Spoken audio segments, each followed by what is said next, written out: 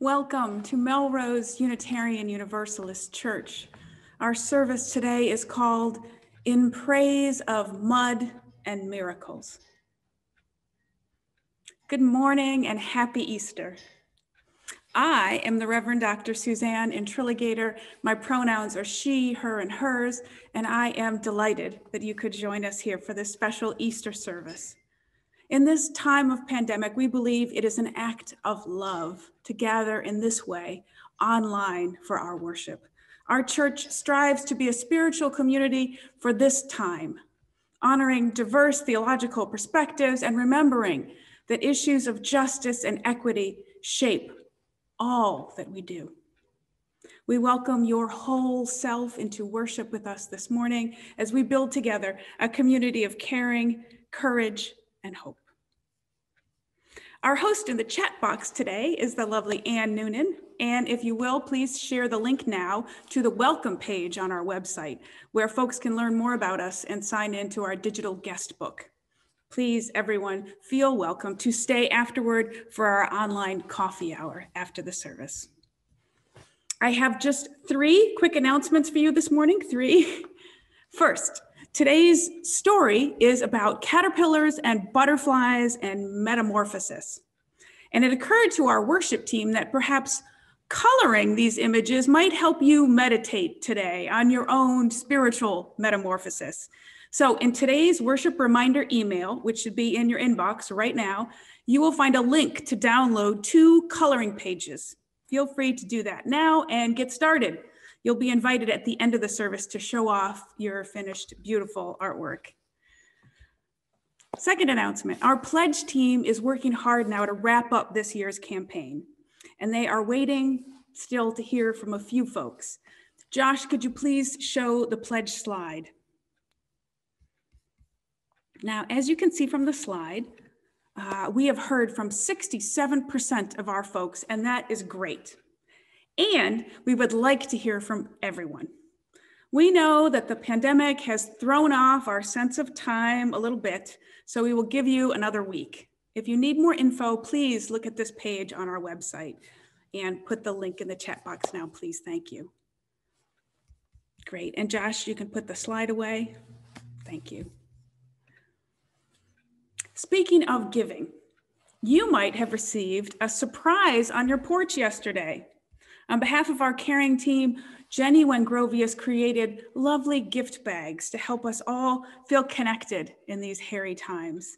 Inside, you'll find a card and a candle that you can light along with our chalice lighting on Sundays, or whenever you need spiritual uplift in your life. And inside there's a flower lei that you can wear today as your Easter bonnet to help you celebrate springtime if you like. No pressure, but if you want to celebrate, go for it. Many thanks to Jenny and also to Mary Beth Griscom, who's also on our caring team, and to Adrienne Wood and her boys for helping to make all the deliveries. If for some reason you didn't get a gift bag, please email caring@melroseuu.org and they will get one to you this coming week. So, do you have your flowers on? Because now it's time to show them off along with any other Easter finery that you've got going on. Please, everyone, switch to gallery view and we will scroll through the windows now, waving and giving everyone our Easter greetings. Good morning. Hello, everyone. Am I the only one with the silly thing on? Yes, I am. Hi, everyone. Oh, Mary's got hers on, I see. And Paul has a lei, and Adrian. Brian, good to see you. I see your flowers. Liz. Gail has hers on. Paul, Michelle. Hello, everyone. Oh, Jane and Chuck, I see your flowers. Happy Easter. Happy Easter, one and all. Wendy, Mary, hi, everyone. I'm so glad to see you all. Everybody's looking great this morning. Thank you. And now it's on to our introit. This past week when I was preparing this worship service, I was pondering the miracle of spring, and I found myself just itching to watch seeds sprouting. So I went to YouTube and hooray, there it was, lots of those. And I asked myself, what would this look like if I set it to Vivaldi's Spring? And well, I'll let you see for yourself. But I think this really captures, at least for me, the miracle of spring and the miracle of this piece of music and how wonderfully, miraculously, they come together. day. I call us to worship this Easter morning with these words from the Reverend Peggy Clark, who is the minister of Community Church in New York City. Easter is a holiday of miracles. It is life from death, joy from sorrow, celebration from mourning. Easter reminds us that all is never lost, that the story continues as long as we are here to tell it. So gather up your worries. We are going to bury them beneath the ground and watch them transform into flowers of hope, pushing through the earth, reminding us that on Easter morning, love brings us back to life, calls us from sadness, from grief, from anxiety into a world renewed and alive and filled with joy once again. Come, let us worship together. Now, along with UUs everywhere around the world, I will light this symbol of our faith, the flaming chalice. As I do so, I invite you to light a candle at home, perhaps the one you received this weekend from our caring team. This morning, our chalice lighting reading will be given by Nancy Gregory. Nancy, are you here?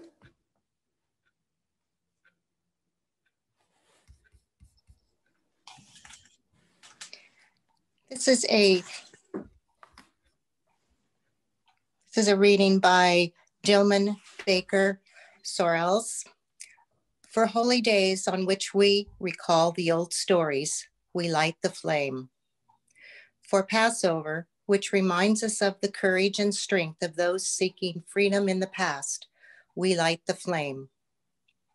For Easter, which reminds us that love is our greatest challenge, we light the flame. For gathering today in this sacred space, we light the flame. For the opportunity to be together as a community, to remember the past, to plan for our future, to be alive. In our present, we light the flame. Thank you, Nancy. Well done. Now let us join in our opening hymn, O Day of Light and Gladness, a traditional Easter hymn. In celebration, our choir is joined this morning on the church organ played by Paul Rutz. Special thanks to the choir and to Paul.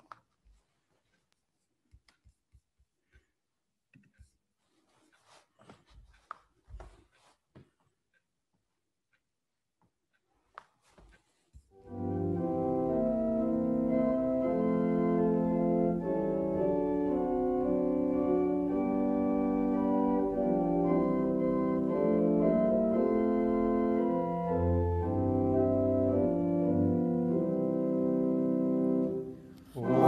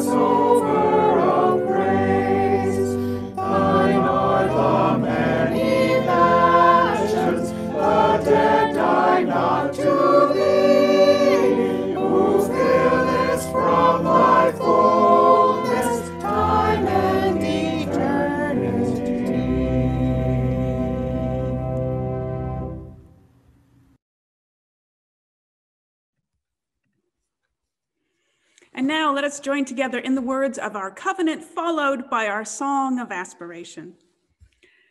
Love is the doctrine of this church. The quest for truth is its sacrament, and service is its prayer. To dwell together in peace, to seek knowledge in freedom, to serve humankind in fellowship, to the end that all souls shall grow into harmony with the divine. This is our great covenant, one with another and with our God.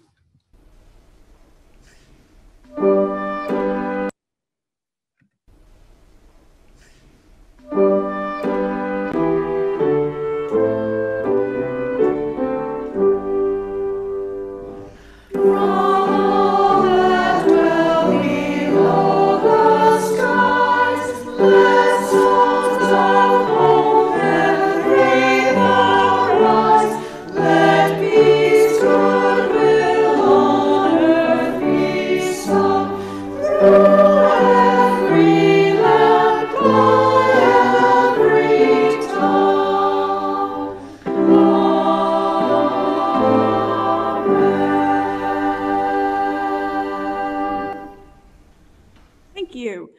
Now it's time for our story. Katie has a story today for us about caterpillars and butterflies. If you haven't yet, I invite you now again to download the coloring pages that I included in today's worship reminder email in your inbox. Today, if you're feeling bold and adventurous, go ahead and color in that butterfly. Maybe if you're feeling a little bit more unsure, like you need to spend some time to ponder the changes of springtime, then maybe you're feeling more like a caterpillar. Color them as you like, and at the end of the service, we'll hold them up and show them off. Now, Katie's story, Are You a Butterfly? Are You a Butterfly? By Judy Allen and Tudor Humphreys. Are you a butterfly? If you are, your parents look like this. You start your life in an egg like this. As soon as you are strong enough, break out of it. You do not look like your parents. You are a caterpillar. You have 16 legs, a hairy back with tiny breathing holes in it, and very small eyes. You have no nose, but you do have a mouth. So eat. Eat whatever you are standing on. Your mother laid your egg on a delicious leaf. Grip the leaf with your legs to hold it steady, then eat it. Now, eat the next leaf. Eat every leaf you can reach, then move to another bunch of leaves and eat them too. You grow bigger and bigger. Eat more. You feel full. You feel so full, you think you are going to burst. You are right. You are going to burst. Before you burst, glue yourself onto a leaf or stem so you won't fall off. Your skin will split all the way down your back. Don't panic. This is normal. Climb out of your old skin. You may have to wriggle around a bit to do this. As you eat and grow, you will have to climb out of your skin 2 or 3 more times. One day, you will feel funny. It is time to find somewhere safe and glue yourself to it. You are going to make a chrysalis. You may not be able to spell it, but you will be able to do it. You will change while you are in your chrysalis. You will change a lot. You will grow 6 legs instead of 16. You will grow large eyes instead of small eyes. You will grow long feelers on your head. You will grow wings. When you have done all of these things, break out of your chrysalis. Your wings are crumpled. They look terrible. Don't worry. Hang upside down from your chrysalis. Slowly, slowly, your wings will stretch. The creases all go away. Use the long feelers on your head to smell the flowers. Use your long tongue to drink nectar from the hearts of the flowers. Use your wings to fly.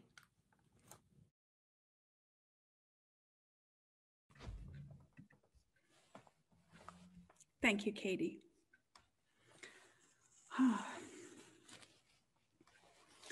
Whether we gather in person here in our beautiful sanctuary, or we gather online via Zoom, we take time every week to breathe deeply, to center ourselves, to remember our highest ideals and our deepest convictions. I invite you now into our time of prayer and meditation. To enter into this time, first we'll join in our centering song, which is always related to our monthly theme. For April, our theme is Becoming, and our song is Becoming by the UU minister, the Reverend Mary Grigola. After the song, we'll sit together in a few minutes of shared silence. After that, we will speak to one another of our joys and sorrows, and I will lead us in a prayer. Please now, breathe with me.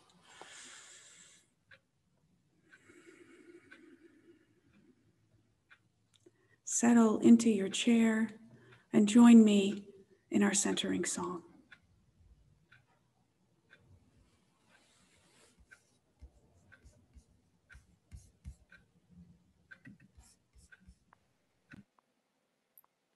I am who I'm becoming. I am what I have done. I am what I am dreaming. I've only just begun. I am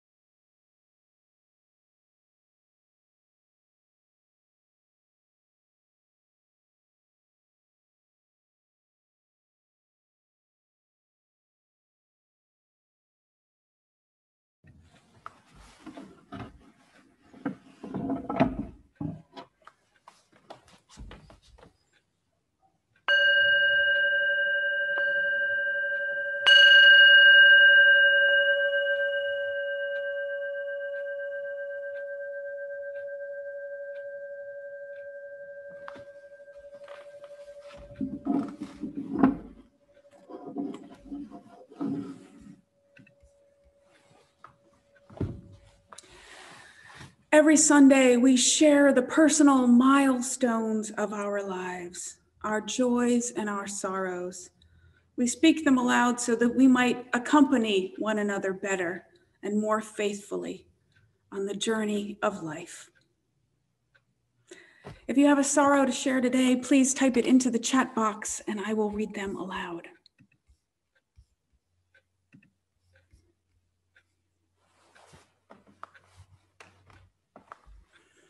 From Mary Hildebrand, remembering my husband Steve, who died of ALS 20 years ago on April 6th, 2001. From Gail Maynard, a candle of sorrow. My cousin Jonathan Fairbanks died on Friday of cancer. From Paul and Michelle, a candle of sorrow for our immigration client Caroline, whose 12-year-old nephew was murdered by rebels in Cameroon after his father refused to join them. From the Aldrich family, a candle of sorrow for Mike's stepfather who died on Monday. He will be missed.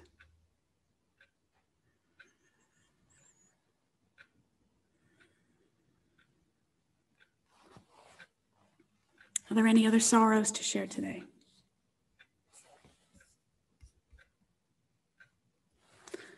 From Liz, Callie, a close friend who has been severely debilitated by an unknown illness.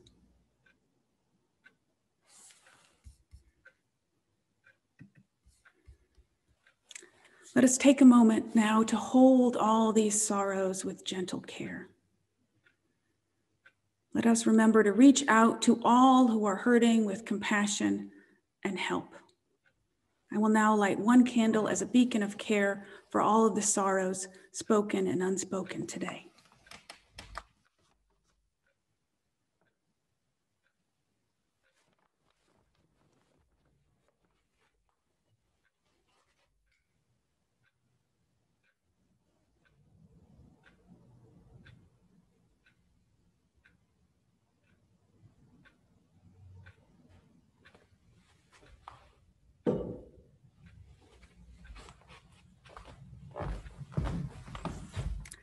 Now I ask you for all the joys that you'd like to share, type them into the chat box and I will read them aloud.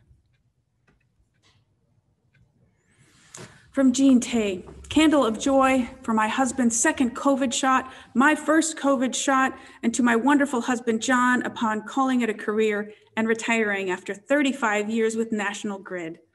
His meticulous and conscientious work has kept hundreds of thousands of people all along the North Shore safe and warm over the years. Well done and welcome home. From Joyce Rodenheiser, candle of joy for Al's becoming 80 years old this week. From Allison, our family is coming for Easter dinner and Allison will get to hug her grandma for the first time in 14 months.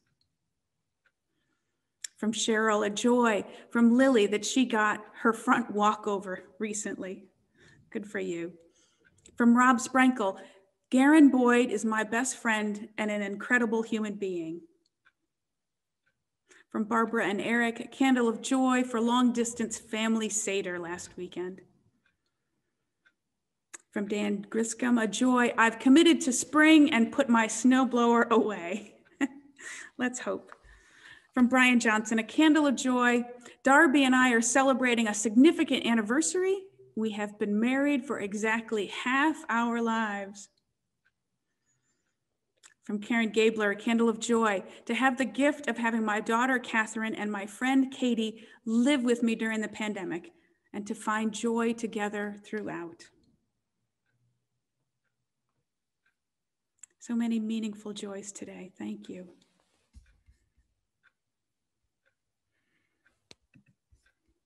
Now let us share a moment of gratitude. Thank you. By sharing with us these joys, you remind us of beauty and kindness and laughter. You reconnect us with one another and with the joy of living. I now light one more candle to shine out our thanks for all the many blessings in our lives.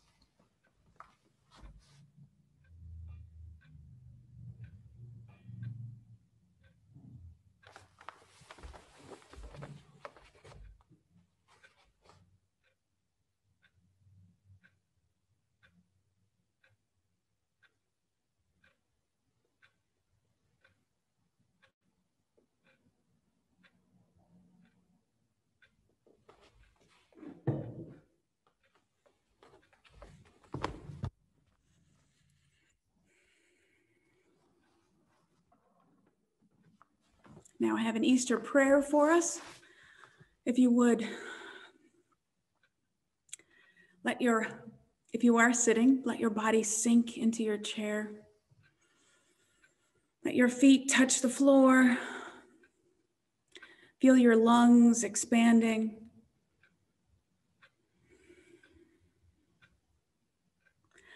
Please join me in the spirit of prayer. Today we celebrate Easter, the ancient story of love's triumph over death. The human wish, the human need to remember, to enshrine, to raise up our beloveds, to keep them alive within us. Today we celebrate spring, the rebirth of the earth, where there was once only dead leaves and frozen ground. Now bulbs spring forth, life bounces back, snowdrops, crocuses, hyacinth, daffodils, trees in bud, sunlight streaming down. Today we celebrate love and life. We remember all we know about second chances, forgiveness, recovery, and reconciliation, all of those forms of rebirth. We give thanks for the grace shown to us, and in deep gratitude, we pledge to others second chances, forgiveness, recovery, and reconciliation. Today, we celebrate love and life, the renewal of our hearts and minds, and the rebirth of hope. Amen.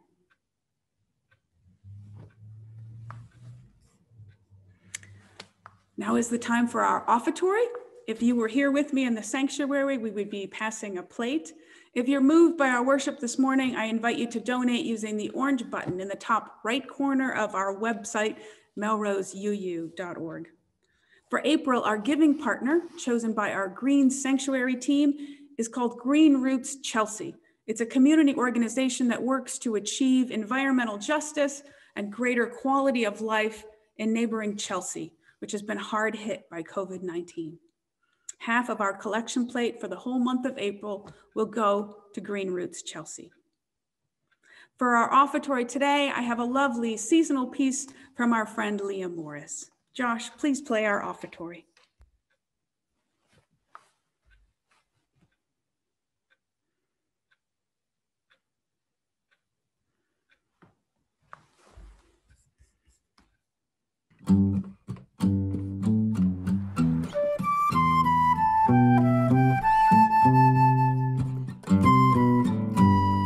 This old world may be sleeping, but we have been dreaming of a brighter day. Some of us keeping our minds on the reason. Beautiful season is coming our way today. Could be the day. Hey, little flower, you got the power to push through green blankets. You're ready to grow. Hey there, sweet bluebird, tell me what you heard. I want to sing that great song that you know. Wake from your slumber and try to remember a time when we all were together as one. A new day is coming, yes, there will be sunshine. Wipe away teardrops, springtime will come.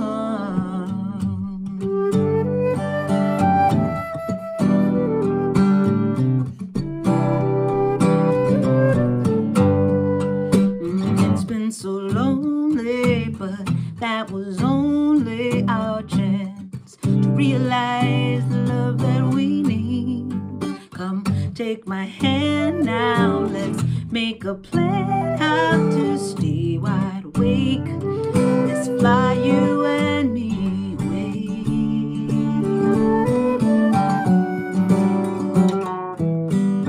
Wake from your slumber and try to remember a time when we all were together as one. A new day has come.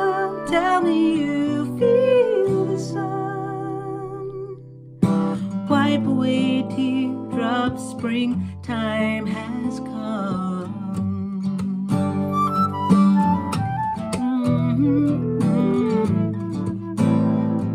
I'm wide awake now.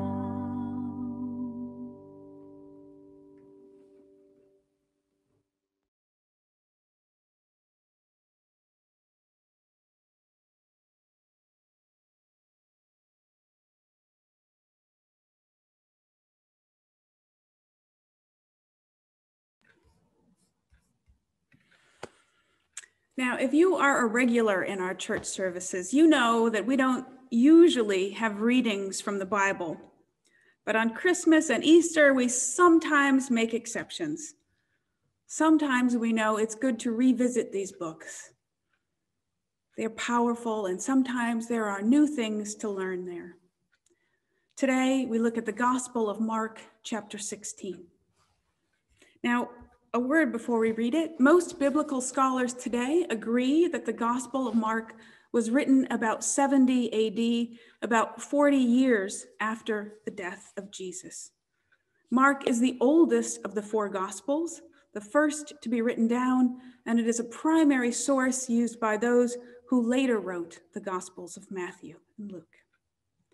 Sometime in the 2nd century, the early church fathers added a longer ending to the Gospel of Mark, verses 9 to 20, which contain additional stories about Jesus's appearances after death.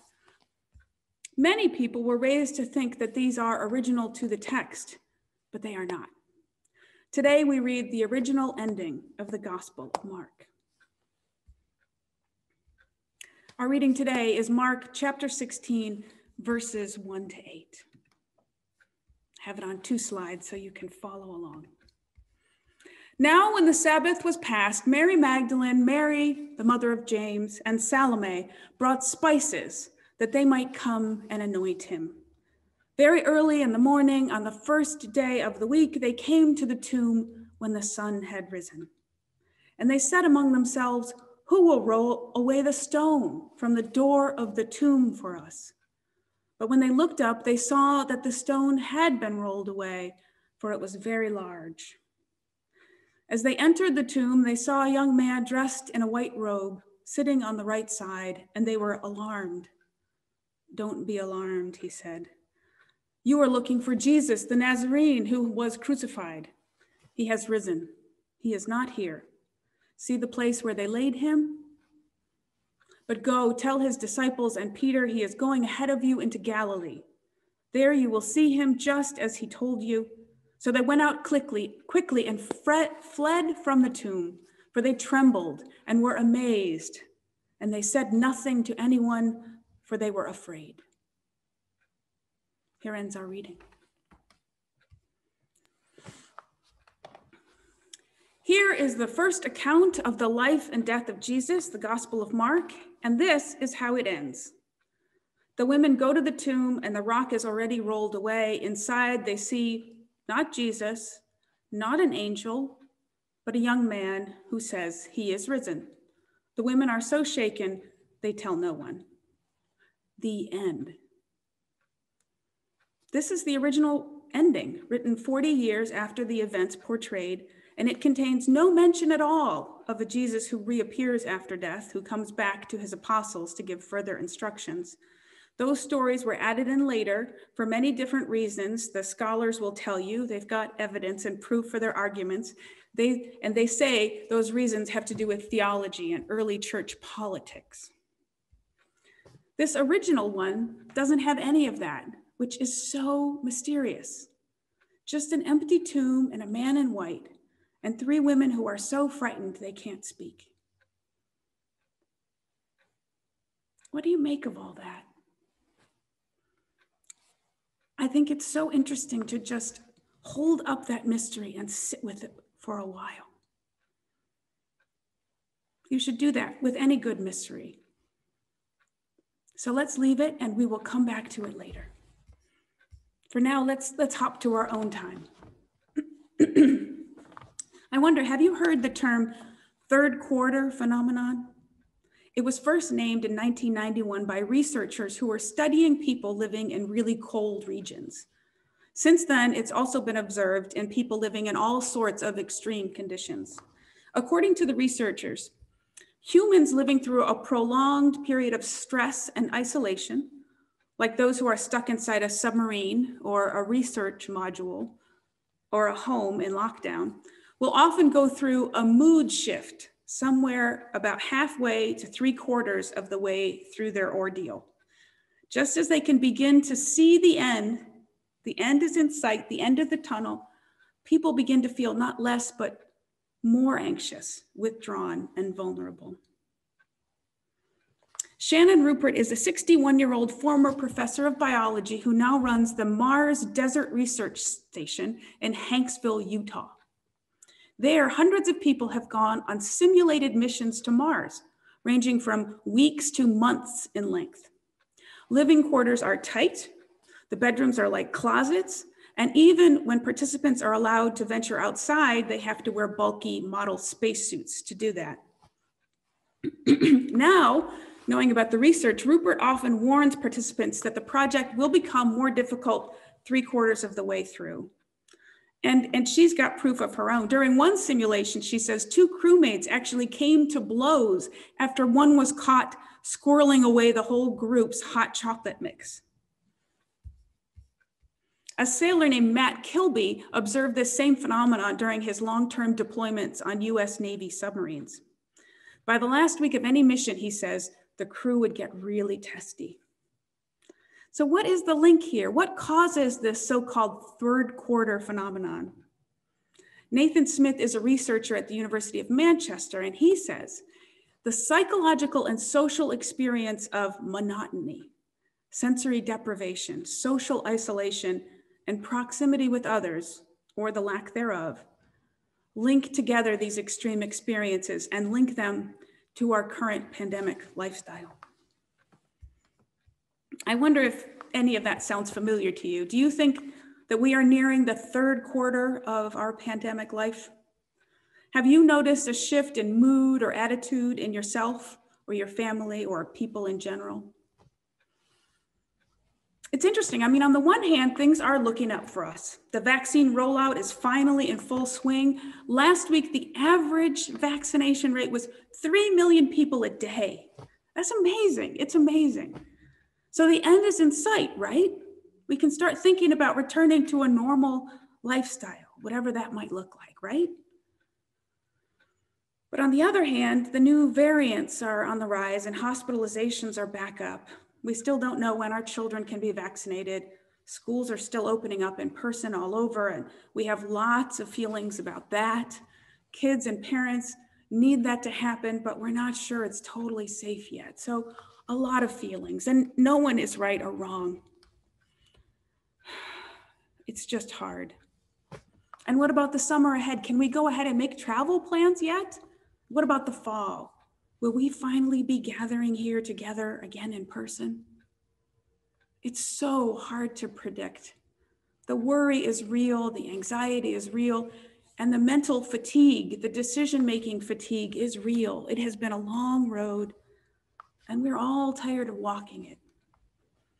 Let yourself admit for a moment just how tired you are.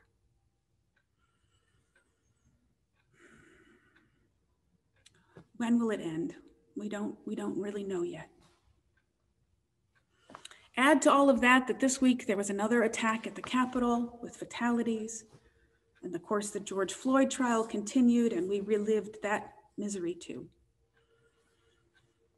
It was almost too much to bear. But then we had a sunny day, and the crocuses came out, and I saw buds on the trees. And someone shared with me this essay by the Quaker educator Parker Palmer. Before spring becomes beautiful, he writes, it's plug ugly. Nothing but mud and muck. I've walked through early spring fields that will suck the boots off your feet. A world so wet and woeful, you yearn for the return of snow and ice. Of course, there's a miracle inside that muddy mess. Those fields are a seedbed for rebirth. Unquote. So true here in New England, especially in mud season. Sometimes it's still gray and cold, even into April, and it feels sometimes like the winter is never going to end. Today, though, it's sunny for now. Sometimes there's just mud everywhere, and just when you feel thoroughly rotten, that's when the daffodils show up. A surprise again, seemingly out of nowhere. Parker has publicly talked about his own struggles with depression, and he continues in that essay. As my personal winters turn slowly towards spring, I find it hard enough to keep slogging through the mud within. I find it even harder to credit the small harbingers of new life to come. Hard to be hopeful until the outcome is secure. He goes on. Spring teaches me to look more closely within myself and trust the green tendrils of possibility. The intuitive hunch that may morph into a larger insight. The glance or touch that may start to thaw a frozen relationship. The stranger's act of kindness that makes the world feel like home again. Unquote. So much gentle wisdom in that one paragraph. Oh yes, Mr. Palmer, it is so hard to be hopeful until the outcome is secure for all of us. In these days of the pandemic's third quarter, we just cannot know about the outcome. And even the months before the outcome, we cannot be sure when it will be safe to travel, safe to go back to the office, safe to return to school. And some of us are feeling like we're not even sure we actually want to do any of those things anymore. We're all slogging through the muck and mud of unknowing. And we are all tired and weary of it. In some ways, we are like those women at the tomb, traumatized and heartsick, expecting one thing and finding something totally different, stunned. What is happening here? What does this mean? The mud and the muck of unknowing can be so hard to sit there, to allow the mess and the mystery, not to rush in with explanations and stories and false endings. Sometimes we just have to wait for healing. We have to wait for, in Parker's words, the green tendrils of possibility.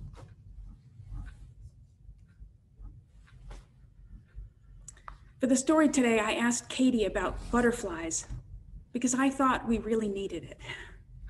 Usually on Easter, I like to talk about Jesus, the teacher, and his great lessons for living. But this Easter, I thought the caterpillar is the metaphor that we need. You know, there's this moment in the metamorphosis inside the chrysalis when the caterpillar just absolutely breaks down. It loses form. It becomes goo. And then slowly, with time, miraculously, somehow, a new insect begins to take shape, a totally different shape, this time with wings. For all of us, this pandemic isolation has been difficult. Each of us has suffered and survived in our own way. Each of us has been and will be changed by it, broken down by it, transformed by it, in ways we don't yet fully know or understand because we are still living through it. As we do, we need to hold ourselves and each other with great gentleness and kindness. This is collective trauma. And this coming part might be the hardest part yet. We will heal and transform, but it will take time. We need to let this mystery unfold as it will. Are you a butterfly? Are you a being who is also somehow still becoming. Go gentle with yourself. Be kind and as patient as possible. Everyone is tired. And don't forget to ask yourself, what is the transformation that you are hoping for? Is it personal, political, cultural? What is it that you as a person and we as a people have learned from this pandemic experience? What is the old shell that we can discard? The old form that we have outgrown and can leave behind? And of what are these new wings made? Where can they take us? Are we a butterfly? Are we a people who is also somehow still becoming? Go gentle with us. In the mud and the muck this spring, mysteries are unfolding. Seeds are slowly germinating underneath. New worlds are taking shape. Let us go gentle with one another. In this season of renewal and growth, let us pray for the rebirth and renewal we all need, both as individuals and collectively. May we all plant the seeds of recovery and reconciliation, giving and receiving forgiveness and second chances with each other. May we all honor all those who loved us into being and bring them alive in our memories, just as we honor the great gift of life itself by loving into fullness all of those around us today. Let spring burst forth inside us. Alleluia and amen.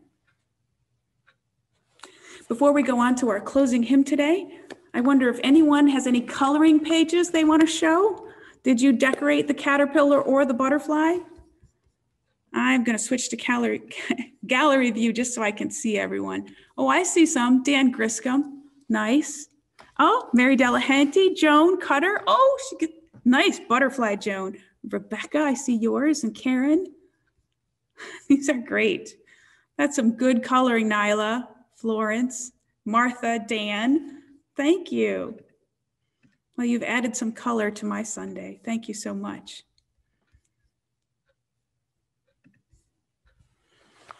And now we will close with one of our favorite Easter hymns, Lo, the Earth Awakes Again, once again with Paul Rutz on our church organ and our lovely choir.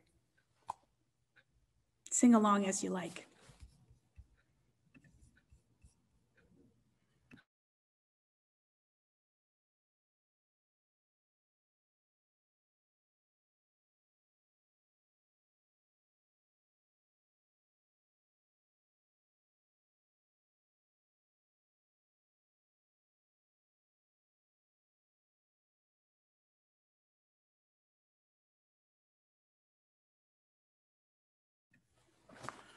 Josh, I'm not sure what happened to the closing hymn.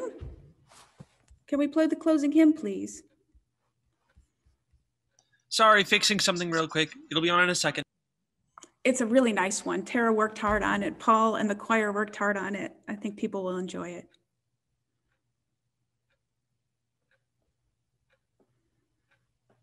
Thanks for your patience, everyone, and happy Easter. Thank you, Josh, for fixing it for us.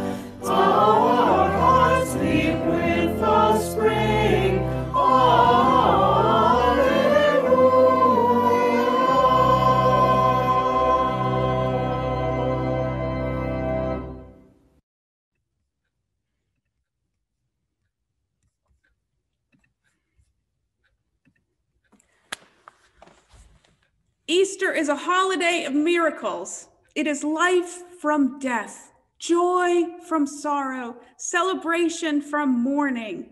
Easter reminds us that all is never lost, that transformation is possible, that beings are becoming in their own time. Amen.